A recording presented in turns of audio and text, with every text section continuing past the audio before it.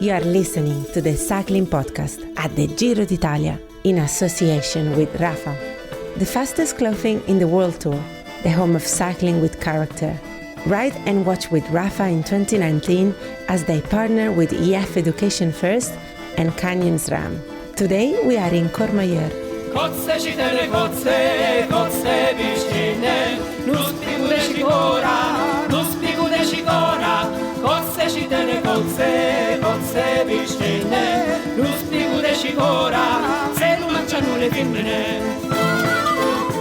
How good is Carapaz at the moment? He looks like he's on quite a good level. He's flying.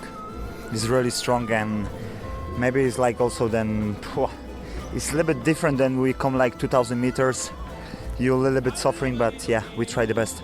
Is this a situation that you're not unhappy about, the current situation with Carapaz taking the jersey today? I don't know.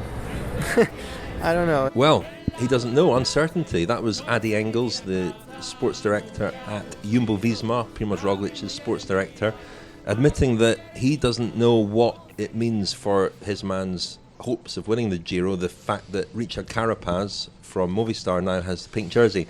And who was that we heard from first, Lionel? Well, that was Rafal Majka, who was in the front group, or the chase group behind Richard Carapaz, and his verdict is, well, pretty clear. Carapaz of Movistar is flying, and he's flown into the pink jersey, and he's got it now by just 7 seconds, but he's turned the race on its head and made a bit of a mockery of some of the things I was saying in last night's episode. But well, we didn't talk about Carapaz an awful lot last night, did we, Daniel? You're with us as well.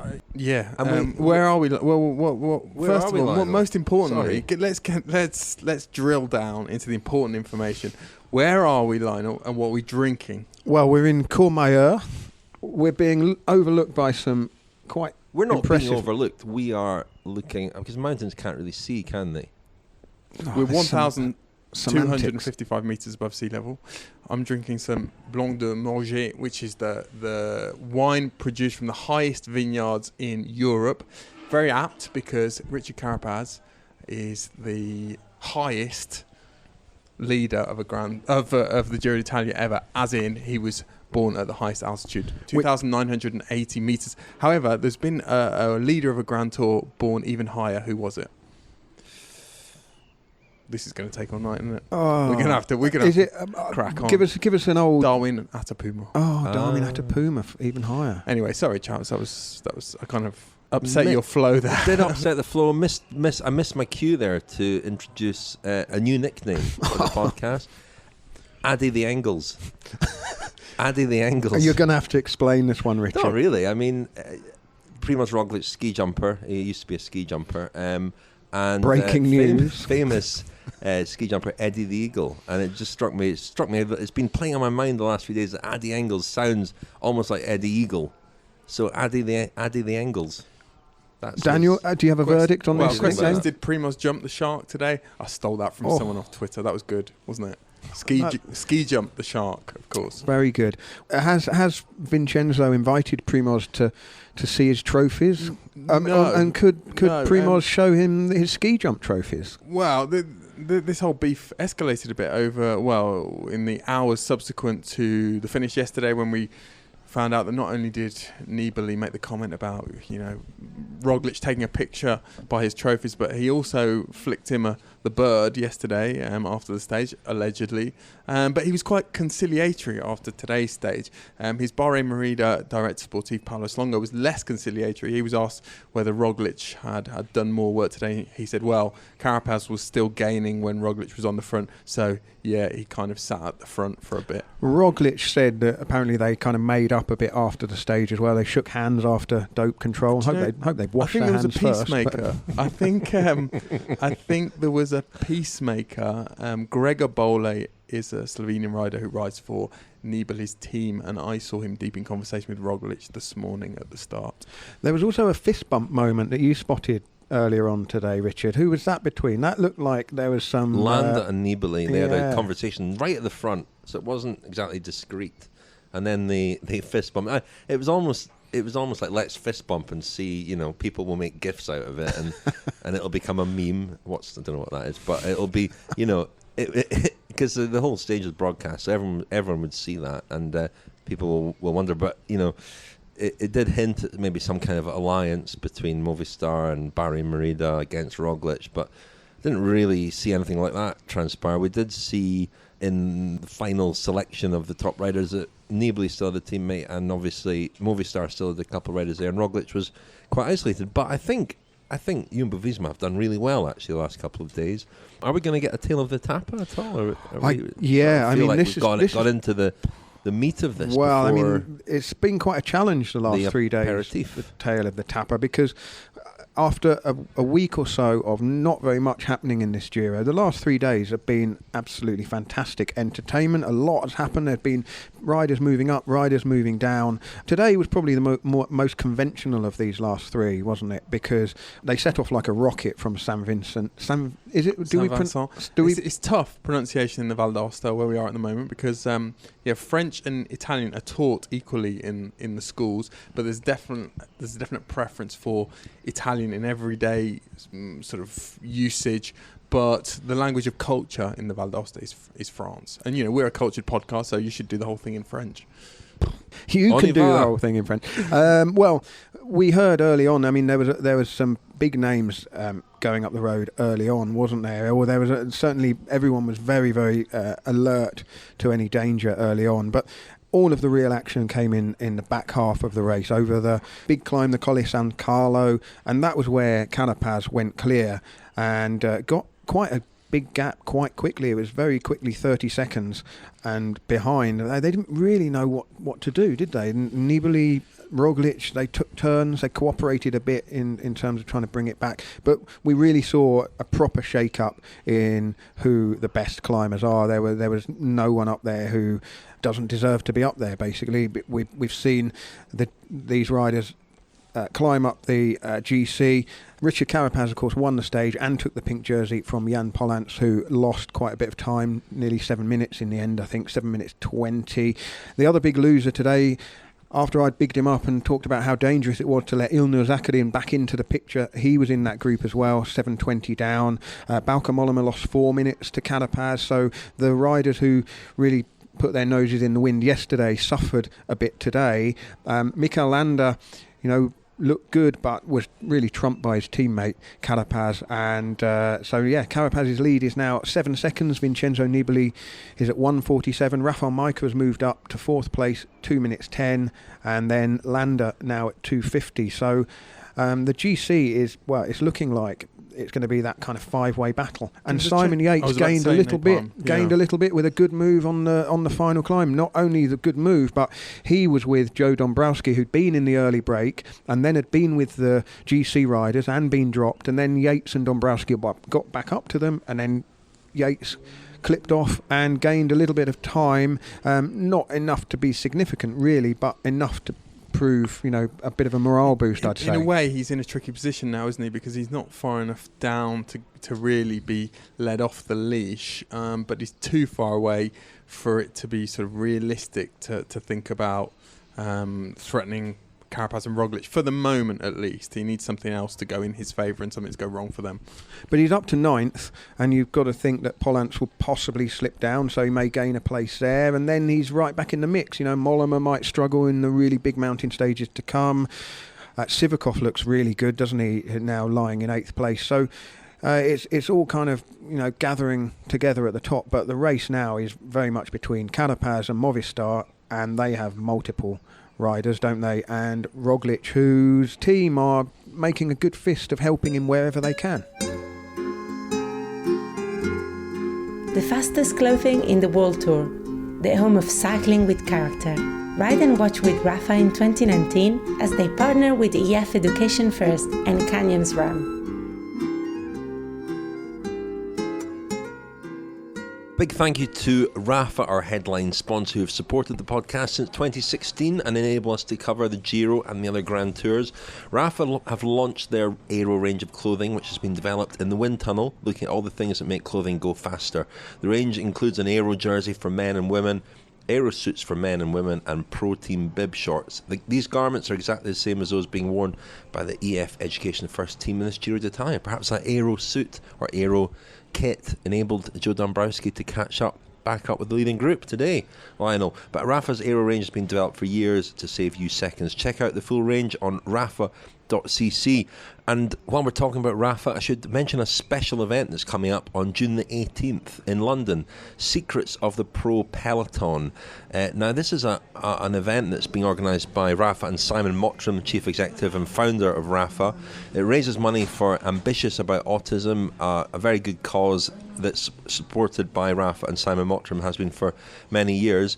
I'll be chairing this event with Lionel and 4 guests, including a current World Tour pro, a coaching colossus, and a World Tour team manager. The idea is that things are going to be said at this event that people will not have heard before. The secrets of the pro peloton will be told. There'll be no phones, no journalists, it says here, so I don't know if that applies to us. I don't know. But that's at 7 p.m. at White City House in London on June the 18th. Go to rafa.cc for tickets. If you search Secrets of the Pro Peloton and Rafa, it'll take you to the page to get tickets for that event on June the 18th. Well, we've mentioned that Jumbo-Visma have really, the last couple of days, taken responsibility for the race as if they had the pink jersey. And that's what makes what's happened so intriguing, really, because now Movistar have the jersey. And will they, therefore, be the team that takes responsibility and maybe take some of the workload off Jumbo-Visma? Does what happened with Carapaz taking the jersey actually possibly play into Roglic's hands a little bit? I went and spoke to Addy Engels at the finish, but before that, at the start day, you spoke to one of his teammates. Kern Baumann, who was pretty impressive in the work he did today for Primoz Roglic. Actually, there's not really a plan for the stages like today. It's going to be really tough, and everybody will ride on their own position. Yeah, hopefully one of us can survive the climbs until the last hard climb. Until there he has maybe some support then from us, and then it's up to Primoz himself. And what specifically has been said, and how much have you talked about Movistar, Carapaz and Landa, and how are you going to deal with them? They are dangerous for us, dangerous duo. But still, if they attack, it's up to Primoz and not up to the domestics. They are way too strong for us. Yeah, Primoz has to deal with them by themselves. See Nibali's comments last night about Primoz. If he wants to see his trophy cabinet, he's welcome. Yeah, we talk about a little bit on the bus. Yeah, in the end, I think Primoz knows what he is doing. I think he also had a lot of trophies the last 1.5 years, so I think he doesn't think so much about it, I think. Is this a situation that you're not unhappy about, the current situation with Carapaz taking the jersey today? I don't know. I don't know. It's no, honestly, I mean, it's a little bit in between. On one hand, yes, you can say it's. I mean, the gap of course is really small. So on one hand, you can say, it's still a good position. But on the other hand, it's also, we've seen a very strong Carapaz not only today, but also the days already before. He's now in front of him, so we have to make up time. We've seen the last couple of days, Jumbo-Visma really sort of acted as if, they've had the pink jersey in a way. They've taken responsibility for the race. I guess the onus for that will shift on to Movistar tomorrow. Yes. Which will help, I guess. Yes, I mean that's what I expect. Of course, till now, UAE was in the pink jersey, and I think also they knew more or less that every day they can be in pink would be great, but one day would come to lose it. The day to Pinerolo we waited really long, but also did the others. So in the end we had to start chasing, and then we also thought for yesterday and today that we shouldn't wait that long anymore. Just be in control, try to do it as good as possible, take responsibility, and they did it in a really good way. And but now we have a different team in the lead, a team with a rider in the pink jersey who is able to win this Giro. So I think the situation will change a bit now. And Carapaz, I'm guessing from some of your answers that he's surprised you. You wouldn't necessarily have identified him as a favourite coming into the Giro. Not as one of the main favourites, but for sure as one of Movistar also started here with Landa as their main guy, but always knowing that Carapaz would be close, and and then you never know in the situation how things evolve. Maybe if Landa would have made the move that Carapaz did today, he would maybe be in the same position. So, but no, for sure, one of the really dangerous guys, and with a team like Movistar always dangerous and important rivals, of course. Surely it's still advantage Roglic, though. No, I know it's a long way off, but the time trial in Verona is going to favour him over Carapaz. No, I mean Carapaz. I don't think it's advantage Roglic in the sense that we've had in the last 2 mountain stages, Carapaz has gained how much over almost 4 minutes. You have to imagine that he'll carry on gaining time, if not on all of the mountain stages, then on some of them. Plus, he's got Mikel Landa up his sleeve, and I think it would have been hard for Landa to attack today. I think it was perfect in a way that he was able to just kind of sit in and not really do anything. Who knows, maybe even recovered a little bit today. They don't need to do anything, I would suggest, tomorrow, although I think it will be a lively finale, sort of Tour of Lombardy style finale. I think it's advantage them, don't you, Rich? Well, yeah, I thought Landa looked a little bit tired today, just after Carapaz had gone away. And even before that, when Nibali was testing the water a little bit, Landa was quite slow to respond. And that just maybe, because while he's there, both Roglic and Nibali are perhaps, reluctant to commit fully to chasing Carapaz with Landa sitting there ready to attack. But with perhaps Landa struggling a little bit, it's not quite so strong a card, Landa. But, he was maybe paying for the efforts he made yesterday. But, speaking of yesterday,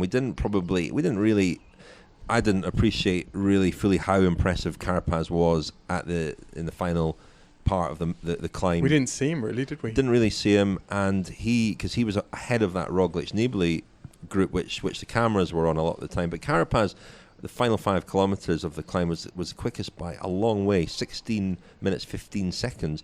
I mean, that was a minute and 20 quicker than Roglic and Nibali. And so he's taking a minute out of these guys on these climbs quite easily. And there are a lot of climbs still to come. And it does appear that, you mentioned last night, Daniel Pantani in 98. And you do feel that whenever the road goes up, Carapaz has this extra gear. He can jump away and claim time. Yeah, and I do think that Roglic and Nibali have become a bit preoccupied with what each other is doing, and this phony war that's gone on at least for the last 24 hours. Who knows, there might be a bit of a truce now, be united by a common goal. But I think Roglic rode today as though he's the leader of the race, or was the virtual leader of the race. I don't think he is that anymore. No, I mean, Carapaz, really, it was a mauling today, wasn't it? He was 1 minute 54 ahead of Nibali, Majka, Landa, Lopez, Sivakov, Roglic and Dombrowski, the kind of wild card in that group. 1 minute 54. How often do you see a potential GC rider, bear in mind he was 4th in the Giro last year, take that sort of time? All right, you're going to say Chris Froome last year, of course. But if he hadn't lost the time in the time trials, we'd be looking at a runaway leader at the moment, wouldn't we? And we'd be asking, how can he be beaten? And the difference is, they won't have been unaware of the danger. So it wasn't like they were asleep on the job today. They didn't react because it was from quite a long way out. And Carapaz did well on the descent to hold the gap.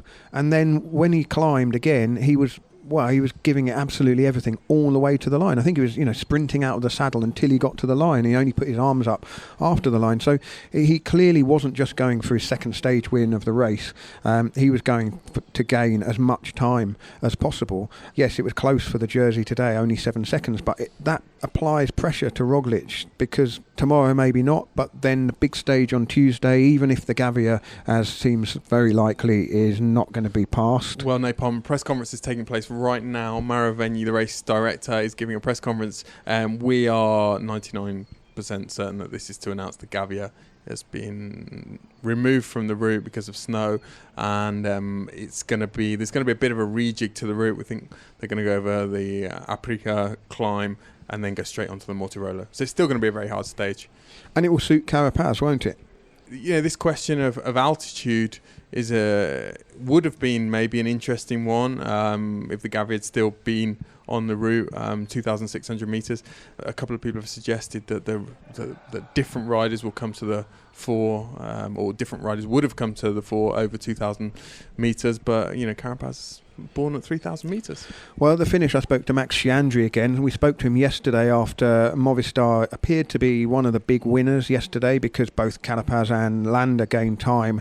Even bigger winners today. And I wanted to find out from Max just how much of that was planned and what sort of person Carapaz is, because we don't know an awful lot about him. Max Sciandri joined Movistar at the start of this season, been at BMC racing for quite a long time. As we know, he's quite a sort of laid back character, isn't he? But he had some quite interesting things to say about Movistar's tactics, particularly when I asked him about the perception that when Valverde and Quintana are riding Grand Tours for Movistar, they try this tactic of sending people up the road as they have done the last couple of days and then bridging across and trying to gain time that way, and it never seems to work. And then the two big guns, Valverde and Quintana, don't quite have the explosivity to really turn the screw on their rivals. Kind of the complete opposite here with Landa and Carapaz, who seem to have no difficulty opening gaps and maintaining gaps. They look like a more dynamic team, don't they? Much more dynamic, yeah. And I wanted to ask a little bit about that. So this is Max Sciandri talking at the finish. You were the big winners yesterday, but even bigger winners today. The pink jersey now in the team.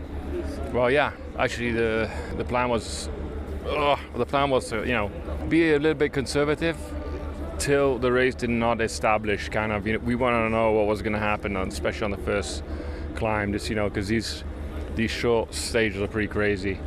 We knew that Nibali's going to give it a good shot in every way. With the rain maybe on the descent, it didn't happen, but he tried, I think, everywhere as much as he could. And then the second thing was to look for opportunities if the chance came, and chance came, and Richard was really anxious.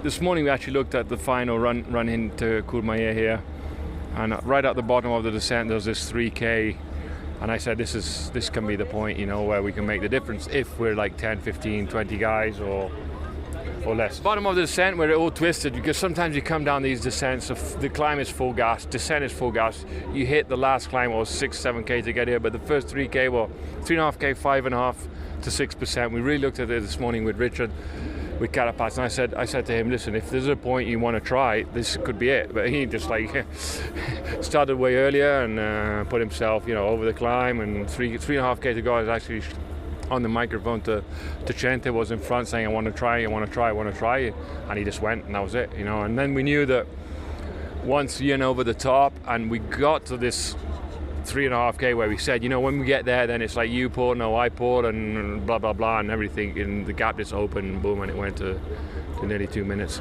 We saw the stats from the last 5 kilometres of yesterday's stage, and Carapaz was the quickest. I mean, does that give...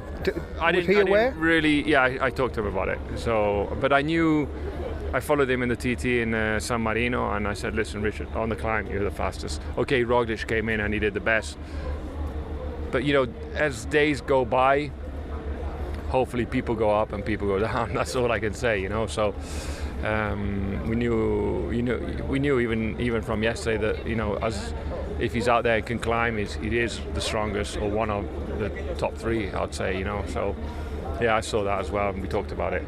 I mean, you're right in the race now. Obviously, you've got the jersey, but in a funny way, have you sort of done Jumbo-Visma a favour, because they're still well positioned, but they don't have to necessarily do as much? You're going to have to take this on a bit now. No? Yeah, for sure. We got some hard stuff coming up. Even tomorrow, stage in Como is going to be pretty tough stuff. But we still got Mikel, what's 5th, I think, now in GC or around there. We got the jersey. We're in the race. We got responsibilities. We got work to do, but that's what we're here for. And altitude's no problem for Carapaz, is it? He's from very high. Over 2,000. That's when he kicks in, I think. What can you tell me about him? Because we don't know an awful lot about Carapaz. Well, I'm a bit like you, new in this team. So, but we kind of acquaintance really quickly. I follow him in the TTs, opening and that. We just. I in the morning, when we go through the meeting, I just make sure that he's looking at the iPad. So I'm right next to him where I'm double checking that he's on the course. He hasn't done much recon or hardly nothing, so I just want to make sure that he knows what's going to expect him in the day. And a quiet guy, confident super guy. Quiet guy. I mean, what really struck me was down in. Can't remember, and I hear this voice, por favor, tengo frio. And he wants his jacket. And I was like, oh, Jesus, this guy's like, please, can I get a jacket? When was the last time a rider said, please, can I get a jacket? When I come from before, it was like, bring me the jacket now. And so, yeah, no, he's a good, I mean, obviously now he's in pink and he's the best friend of everybody, but I'm just, new in the team, he's doing good, we're happy, and let's see what's going to happen the next days.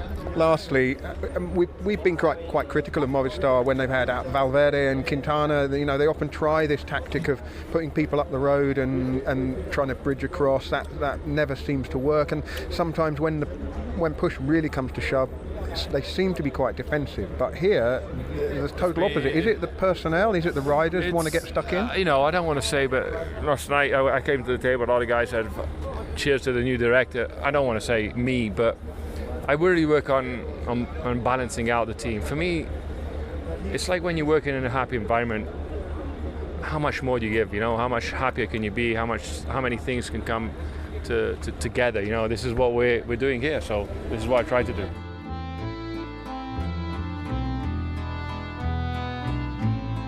The cycling podcast at the Giro d'Italia is supported by Science in Sport. Science in Sport, fuel by science.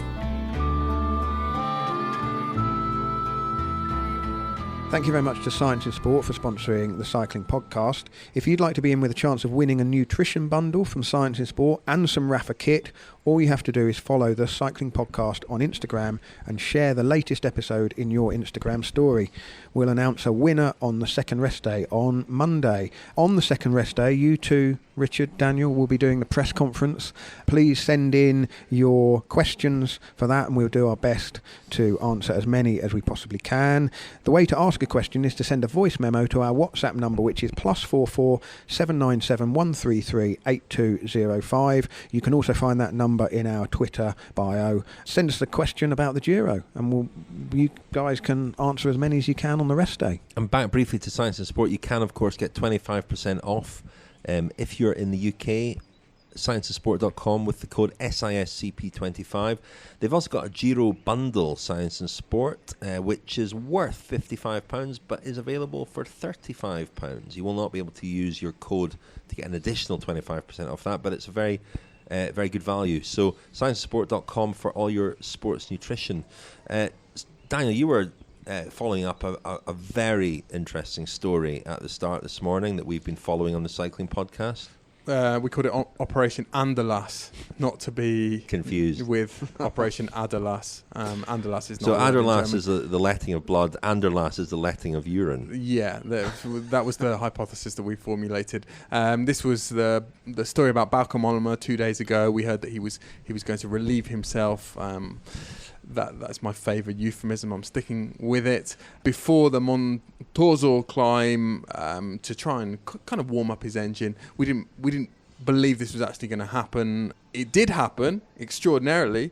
And 3 days into this developing story now, I spoke to him about it this morning. But that was just something that was in my mind, and I was not even sure I was going to do it. And well, I stopped once to pee, and then I just did a small effort, but it was just a few minutes. So I think it's a bit. The story got bigger than it was. So inconclusive. Is it something you'll do again? Well, maybe in some other day when it's the whole day flat, but we don't have complete flat days anymore this Giro. So when it's a hard day and a hard start, normally that's a little bit better for me. I like also this kind of days, just 150 kilometers flat and then one climb in the final. I might have some problems, but luckily that's not the case anymore this Giro. Took that quite seriously, didn't he, chaps? Well, he's a serious man, isn't he, Bauke Mollema? Very, very aptly in the Val d'Aosta. I don't know whether it was serious. Doesn't have to be negative, but Val d'Aosta has the highest suicide rate of all the Italian regions. And why? There was a study last year which showed that the Val d'Aosta has the highest proportion of negative tweets of any Italian region. Really? So, can you look around you, Lionel? Can you see why? Why people are feeling, closed in, glum maybe and morose here? Closed in by the mountains, maybe. I don't know. Yeah. Split identity. Don't know whether they're French or felt Italian. A bit closed in last night in our accommodation, didn't we? Oh my word, that is another story though. Wow. Are we gonna talk about this? That was up there with the police raid on our hotel in Assisi last year. It was up there with the night that Simon, the photographer, and I on the Vuelta ended up in a very remote place where there was a bat in my bedroom, and the man who was preparing our dinner and sat and watched us eat dinner at really quite close quarters while the song Hallelujah in various versions, including the Leonard Cohen original, played on a loop on the TV screen in the dining room. Well, last night was almost as last weird. night there were questionable politics. There was a handgun being brandished and invitations extended to go and hunt pheasants at 6 o'clock in the morning. Talk of orgies. Oh, we were invited into we were invited. Indeed. It was a lovely place, wasn't it? It was very, We won't reveal the identity. No, it was very or the location. It was, it was very well appointed. The bedrooms were nice. I mean, it was an old mill, wasn't it? And a lot of that had been preserved. Clearly, he was very proud of his place. But basically, we ate dinner with the proprietor at his little round kitchen table in his own personal kitchen, watching some Berlusconi TV, wasn't it? Pretty dubious television. I mean, if we talk, I'm not even sure I can convey accurately. Save it for your Giro diary, Lionel. But we were served quite a nice meal on plastic plates. I mean, it just got weirder and weirder, didn't it? Anyway, the great My shame favourite is moment was the text message that we both received this morning, Lionel, which said, "Let me know when you're at breakfast. I'm too scared to go on my own." which I was. Anyway, the great shame is we could have stayed there 2 nights running, but we're not. Shame. No, it's not a shame. No, back to the racing, fellas. What else happened today? I mean, well, Mollema, as I said, paid probably for his efforts yesterday, and backing up when they have 3 of the stages like this in a row, and then tomorrow, not high mountains, but a kind of little, not even that little. Il Lombardia, is it? It goes over the Ghisallo climb from Il Lombardia. There's another second category climb. Colma di Sormano. So it could be ambush territory for somebody, couldn't it? Somebody could. Yeah, there won't be much action, I don't think, until late in the race, but it'll be a very intense last 50 kilometres. Yeah, twisty, turny, narrow in places, I guess. Well, if it's, we know those roads from in Lombardia, a lot of them. So, but this thing of backing up over what has been quite an interesting 4 days, the rhythm of it has been really interesting. A short, hard day, a long, hard day, a short, hard day, and then a long, hard day. And that got to be deliberate, the length of the stages particularly, and the fact that yesterday was a very long uphill finish and today was a shorter, punchier uphill finish. It's testing the riders, and caught a couple out today, and that is why the Polish rider Rafal Majka of Bora Hansgrohe was understandably happy at the finish, because he's navigated his way through these 4 stages and he's made small gains here and there. He's moved himself up to 4th place overall, which when I spoke to him he was not quite aware of. Rafa, you're up to 4th overall. This Giro's a long way from finished. 4th overall. It's not so bad, no? No, I'm happy, and I'm also happy that today is not raining. This is I like when it's really warm, and especially in this final like this, a lot of hard descent, and we don't want it to risk no crash and have good luck. But still, is 1 week really hard. This has been 3 really hard days. I mean, are you pleased that you've got through without faltering? No, I don't want to spend so much energy, because we know then it's like the last week should be really, really hard. And also in the climb, when we see I a little bit drop it, but I take my my rhythm, and I back the last 1.5 K to make, because otherwise when I go over pacing like so many guys like Zakarin, Mollema, Yates, and maybe Yates in the end is come back, but we try the best. And what about the morale in the team with the stage wins for Ackermann, stage win for Benedetti? Does that pass to you, even though you're in the climbing half of the team? No, it's okay. We have really nice time. For us, it's more easy. We win 3 stages, and now we fight for the GC. So that was Rafal Majka putting together a really good Giro, isn't he? And the surprise package among the leaders today, really probably Joe Dombrowski, who's put together 2 really strong days. And, as we'll hear in a moment, because I spoke to him at the finish, he's been brilliant in flashes in his professional career. He's shown on occasions what he's capable of. He a former baby Giro winner, of course, and great things were expected of him, and he hasn't really delivered in the senior ranks. But these 2 days have been his best ever days, really, in his pro career. So spoke to Joe Dombrowski at the finish. He's moved up to 15th overall. He was 9th on the stage, and he was there with the GC contenders, so he was pretty pleased. You're obviously able to speak. Actually, I know this is going to sound like pretentious, but the final was pretty easy. It was the last climb because we had a headwind. So it's like Nibali had Caruso, so I have no reason to really do anything in that group. It was pretty much just sitting on, but felt good I didn't feel good on the climb, but you don't notice it on TV, but someone opens up one bike length, and when you're pegged on a climb like that, like just closing 1 meter can kind of kill you.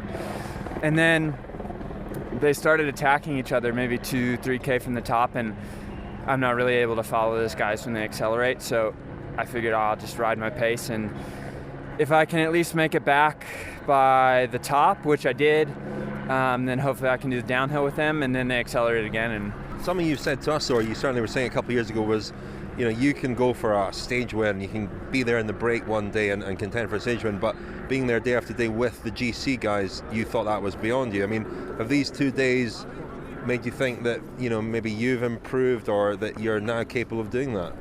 My biggest personal goal this year was just being more consistent. The last couple of years, I haven't had great seasons, and it's like every now and again I'd knock out a good ride, but it was like, oh, where'd that come from, you know? So the first 12 days, I think I did a pretty good job. I mean, I only had one little crash that I got caught up in, but otherwise was always in front of the splits. And for me, I did a decent TT around, I guess for Yates and Lopez, they'd say they did a bad TT, but if I finish around them, then I would say for me that's okay. The only time I've really not been there was the first day we went uphill. I just didn't have it, and I was dropped pretty early on. I had my eye a little bit on the GC coming in because it's like, oh, well, I haven't lost any time, and these last week normally suits me quite well, especially as backloaded as this one is. But then I thought after that day, like, if I'm already dropped with 40 riders, I'm not gonna be there. So that was Joe Dombrowski, who, of course, 3 years ago, kept an audio diary for the cycling podcast. Quite offbeat it was. He rode a good race that year as well, actually came quite close to a stage win on the penultimate day.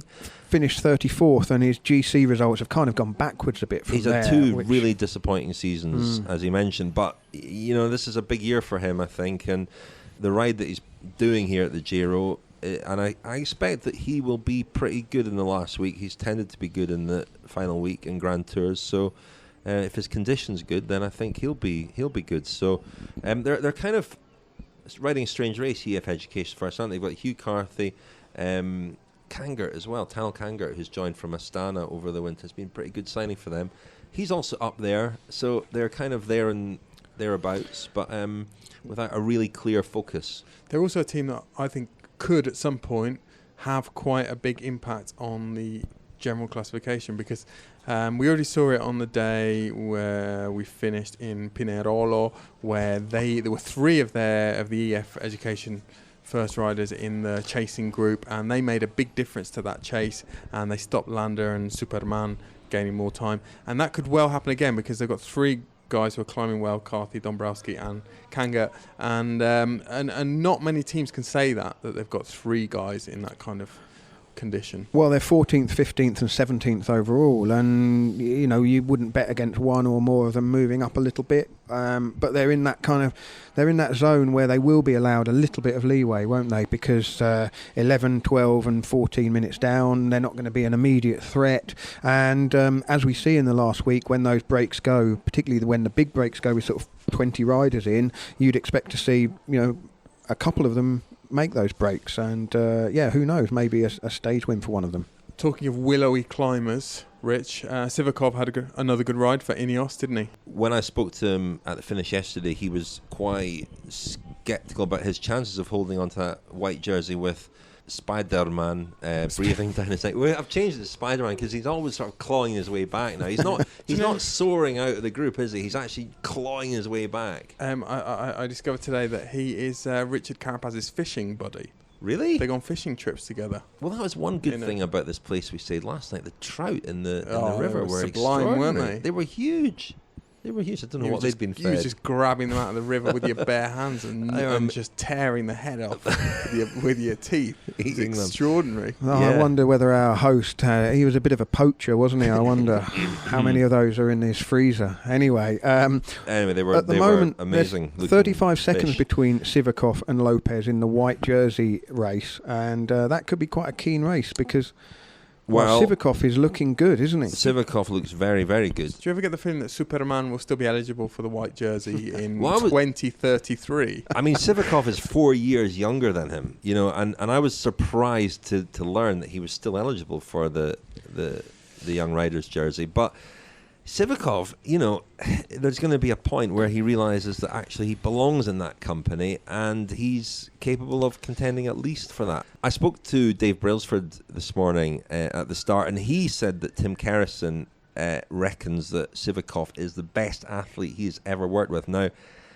Tim Kerrison has not only worked with cyclists, but also, of course, world record-breaking swimmers. And that's quite a claim for a 21-year-old, but we haven't seen many 21-year-olds hold their own in that sort of company, have we? And there's something about him, I think. He looks good. You were talking the other day in the press conference about how I kind of place a high value on the aesthetics of certain riders, but he looks like a kind of Indurain type on the climbs. He's very smooth. He's tall, he's big, he's got quite long legs, and but he looks very comfortable, and just like he's got all the kind of raw ingredients to make a great rider. I also spoke to Dave Brailsford this morning, Rich, about Sivakov, and also about Mikel Landa, who's a rider who Brailsford knows well, having managed him at Team Sky, and what kind of threat he's going to pose over the next few days. Well, I think like we said from the get-go, we came here with a young group of very talented riders, and the idea was to explore exactly that, and I think to try and... the first part of the race was a relatively, from a GC point of view, it's a relatively uneventful kind of first phase of the race. So trying to encourage the guys to ride and, do all the right things, save their energy, ride GC, felt, I think, like a really long time for them. But then they've started to reap the rewards of that. So how far can he go? We don't know. What he has done is done brilliantly. So he's exceeded expectations so far.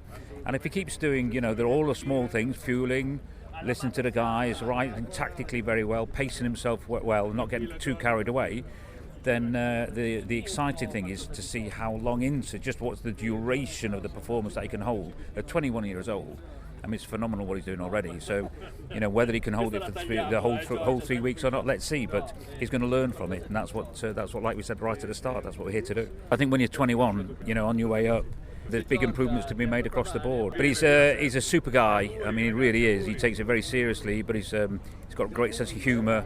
He's got a nice approach to the whole sort of life sporting balance, really. He's a very conscientious and dedicated young man, and he speaks multiple languages. He fits very well into the team. He's a pleasure to work with. He listens, he learns, and it's just on a personal note, it makes it a really, really enjoyable experience. Mikel Landa's gained time the last 2 days. People look at him as a kind of loose cannon, could be brilliant, could be terrible. How worried should the other contenders be about Landa now? There's no doubt about it. He's one of the most gifted riders in the sport, and he's beautiful on a bike, isn't he? Aesthetically, he's probably when he goes and does what he did yesterday, it's just a joy to watch. It's and if he can reproduce that and hold it together, then he's a real threat, I'd say. He's got the ability. It's more about his tenacity, resilience psychologically, I think, more than anything else. But Mikel's the type of guy, I think, when he gets the wheel on somebody else, he gets, a little bit ahead. I think it puts him in a very, very good position, and I think he'll be on the up. He'll be feeling very, very positive, and I think he's a threat. So, chaps, that was Brailsford on Sivakov. I expected Sivakov to go well in this stage because he told me earlier in the week he was looking forward to it.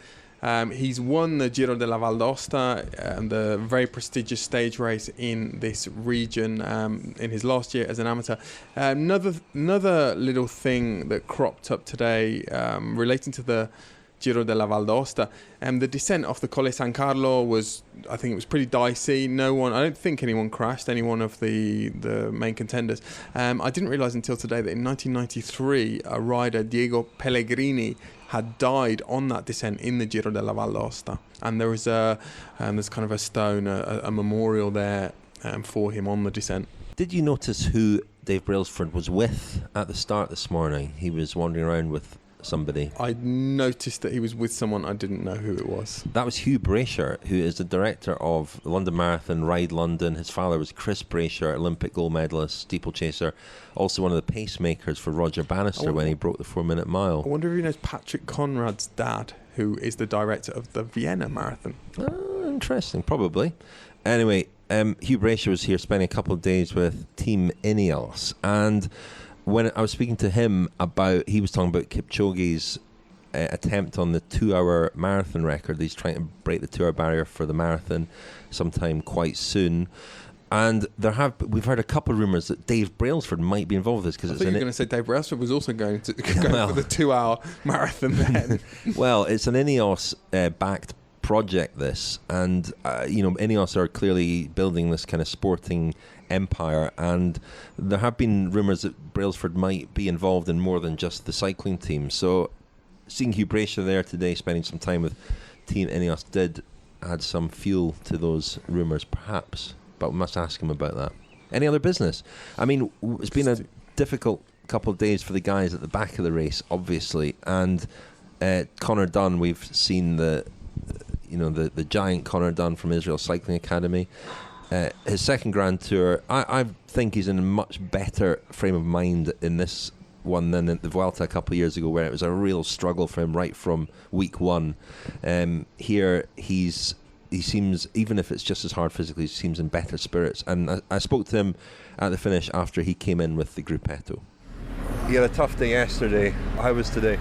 Oh, it's absolutely grim. Really worse than yesterday.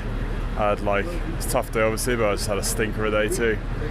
Oh, my back was in bits. It was like someone was stagging a knife in there, and I was on the ropes actually all day. First one to be dropped on the first climb of the day. I was really had to dig in and just ride my own rhythm, fought back into the Tamar group, and then just had to suffer the rest of the day. Not helped both days by the fact it's been really aggressive racing. Yeah, I knew the race would go from the front. I wasn't too worried about that. Normally when I feel good, I know I can get around these days in the time cut okay. You can just ride your own tempo and you're normally right. But today I was actually really swinging. After 40k I was like, this is going to be tough. How are you finding this compared to the Vuelta? Because we spoke to you a lot at the Vuelta a couple of years ago. The Vuelta was kind of just solid the whole way through, I think. Just real tough the whole way. Whereas the Giro's been super easy, a few hard days but easy. And now it's just wallop at the end. I've been a bit mentally stronger this time, so I don't lose my head as much. But physically it's still the same, you can't get over it, it's going to hurt. But you're going to be in the break tomorrow? I said I would, so the pressure's on. I need some sort of Chinese ninja to just give me this massage on my back, and then hopefully I'll be better. We'll let you get on, get a shower and get changed, and good luck tomorrow. Yeah, thanks a lot, cheers. So that was Conor Dunne. Look out for him in the break tomorrow. Is tomorrow's stage similar-ish to the one that Bob Engels won a couple of years ago in Bergamo? Or maybe Stages a bit harder. Bergamo, always same area. Relatively similar. There was a similar one that Konstantin Siutsu won, I think back in 2009. I mean, you go from the plain into the sort of foothills of the Alps when you go to Bergamo or Como. So, climbs of sort of 4 to 10 kilometres, some of them quite steep. The final climb tomorrow, the Civiglio, is one that features often in Lombardy, and I think we'll see some selection in amongst the contenders for overall victory. I wonder if after a couple of really hard GC days we'll see a bit of a truce maybe between those guys, and it might be Engels or one of those. I think Simon Yates will go for it. Simon Yates, somebody like that. What do you think, Lionel? I'm not sure about a truce. I don't know whether that's... No, I can't see it really, because there's still people who want to make up time. There's still, danger lurks out there, and there's a rest day on Monday, and this hard block, there might be opportunities tomorrow if somebody decides to make it hard. I mean, if you were Movistar and Landa's feeling good, why not try and upset the apple cart even further and just put Roglic on the back foot? The best way to defend the jersey is to go on the attack, especially when the lead is only 7 seconds. So, I don't know. I think having sort of seen such a kind of dull and uneventful opening 9 or 10, 11 days of the race, the last 3 days have, really shown that the riders are keen to race, and now the terrain gives them those opportunities. So I wouldn't be surprised if there was a big surprise tomorrow. Been a cracking couple of days. Before we go, just a reminder that the second and final batch of the cycling podcast Giro mugs will go on sale on Sunday.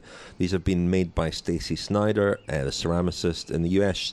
They will raise money for Ride for Charlie and the Kelly Catlin Fund, and they will be available at 3 o'clock Central European time, that's Italian time, that's 2 o'clock in the UK, 9 o'clock in the morning US East Coast time. We did have a tweet from somebody in Australia. It's not a great time for the Australians, sorry about that, but it's hard to please everybody.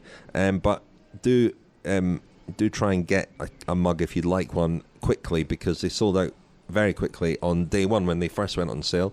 Go to Etsy, ETSY or etsy.com/shop/Snyder Ceramics. That's SNYDER Ceramics. And we've enjoyed seeing some of your pictures. Those of you who've been lucky to get a mug have been sending us pictures or posting them on social media. That's been nice to see, and they have raised and will raise a lot of money for these two good causes, so thank you very much for that. And that's all for us from tonight. What kind of hotel have you got in store for us tonight, Daniel? I don't think there'll be anyone shooting partridges with a Smith & Wesson, unlike last night. Hopefully, anyway. No orgies. No orgies, no bunga parties, although, we're getting close to Milan. Will we have proper cutlery and plates? That's what I'm most concerned Priorities about. Here. Okay, let's wrap it up. Thank you, Lionel. Thank you, Richard. Thanks, Daniel. Thank you. Se lo mangiano le femmine.